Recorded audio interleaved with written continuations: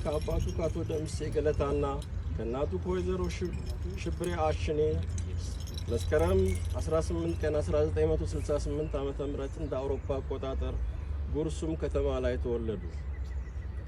እድሜው ለትምህርት እንደደረሰም የመጀመሪያ የመለስተኛና የከፍተኛ ትምህርቱን እዚያው ጉርሱም አጠናቀቀ። በመቀጠልም በሐረማያ ዩኒቨርሲቲ በአግሮ ኢንጂነሪንግ ዲፓርትመንት ትምህርቱን በመከታተል ላይ እያለ በ1988 ዓመተ ምህረት በደረሰው የውጭ ትምህርት ዕድል ወደ ቀድሞ ሶቪየት ኅብረት በማቅናት በካዛክስታን የግብርና ዩኒቨርሲቲ ውስጥ በፎረስት ኢንጂነሪንግ የማስተርስ ዲግሪውን በብቃት ተቀብሏል። በ1994 ዓመተ ምህረት ጉዞውን ወደ ጀርመን በማቅናት እስትንፋሱ እስካለፈበት ማርች 10 ቀን ድረስ ኑሮውን በኤርላንገን ከተማ አድርጓል።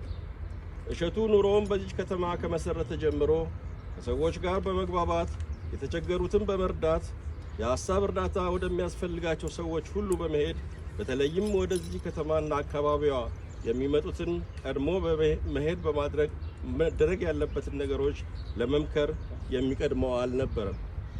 እሸቱ ብዙውን ጊዜ ሰዎችን ፖዚቲቭ ኢነርጂ በመሙላት የተከፋው፣ የተቸገረው፣ የጨነቀው ፈገግ ብሎ እንዲሄድ የማድረግ ልዩ ችሎታ ነበረው።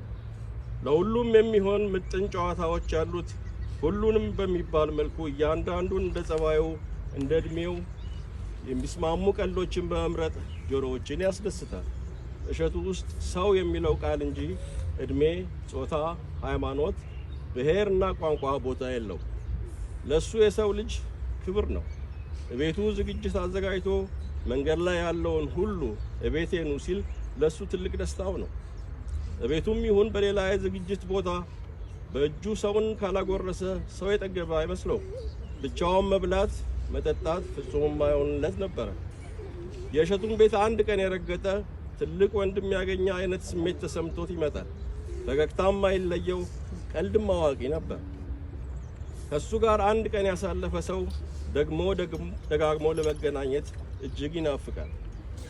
ከዚህም ባለፈ አገር ቤት ብዙ ሊባሉ የሚችሉ ህፃናትን በመርዳት ትምህርታቸውን እንዲከታተሉ አድርጓል።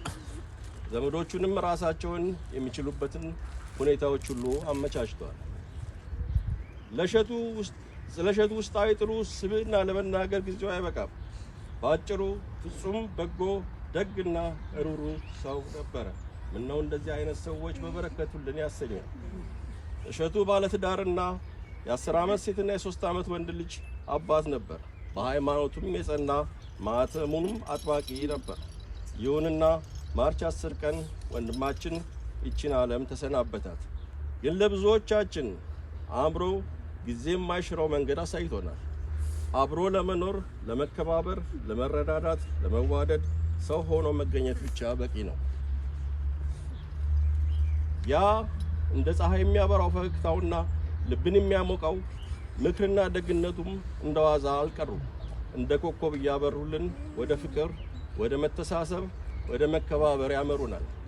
በመጨረሻም ፈጣሪ ደግነቱን፣ በጎነቱን፣ ለሰው ሐሳቢነቱን አይቶ ነፍሱን በመንግስተ ሰማያት ያኑርልን።